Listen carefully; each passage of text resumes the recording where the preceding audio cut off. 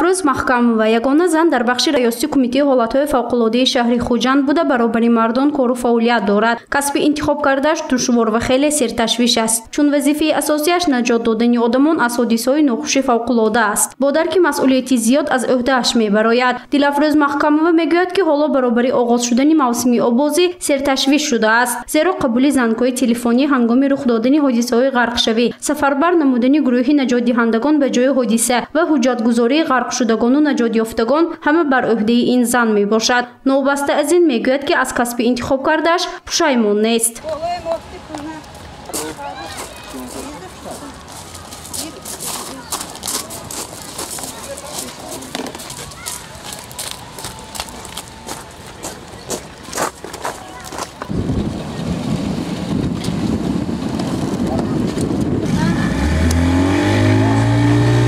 که همون جای حادثه حاضر میشیم تا دریافت کردن همون شهروند غرق شده یک حسیات پیدا میشود که همون خیال میکنید که شما هم در روی دو همون تونید که گرفته بروید.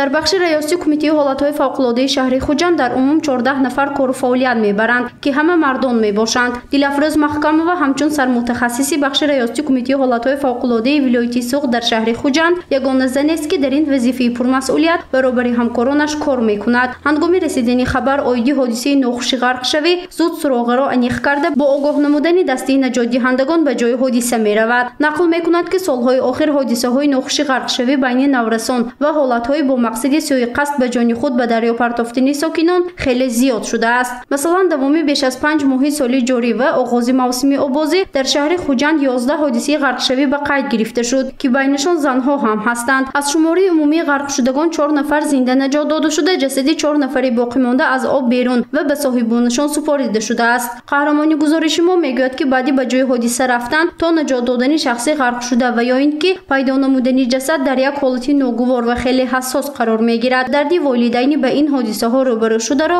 хуб дарк мекунад.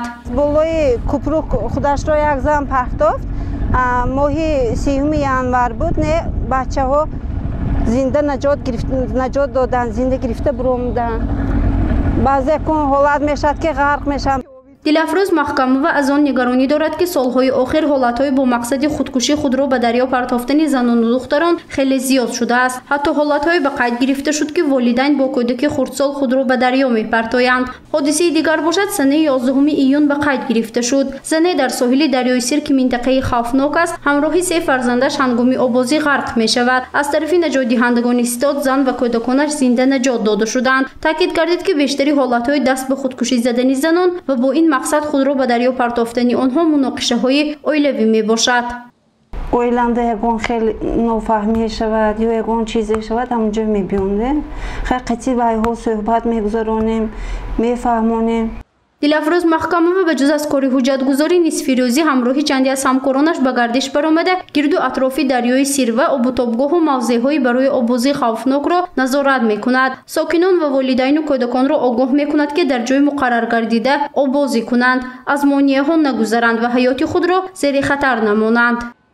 манам модар фарзандам, ягон кас намехоҳад ки ягон кас ягон чизро ҳама то вайҳо рафта гирифта наҷот дода гирифта оварда на ҳамон берун ба меистам. дар коргоҳ ҳамкоронаш Дилафрӯз Маҳкамоваро мисли хоҳар медонанд, дар фаъолияти кори ӯро дастгирӣ мекунанд ва дар иҷрои ин вазифаи пурмасъулият ҳамеша кӯмаки худро дареғ намедоранд. коллективи мардони Истод фахр мекунанд, ки зан модар як бонуи кордон дар сафи онҳост. хоҳ дар хушкӣ то хоҳ дар дарё ино ба мо ёрдам дода ҷош мешавад, ки ҳамроҳи мо ба ин визифҳо мисол ба ин визифҳо рафта истоданд.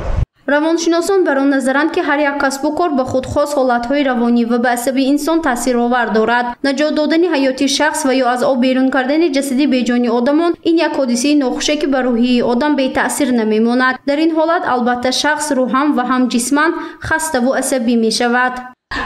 аслан вақте ки мо мегӯем ки ҷинси латиф исбот шудааст, ки занҳо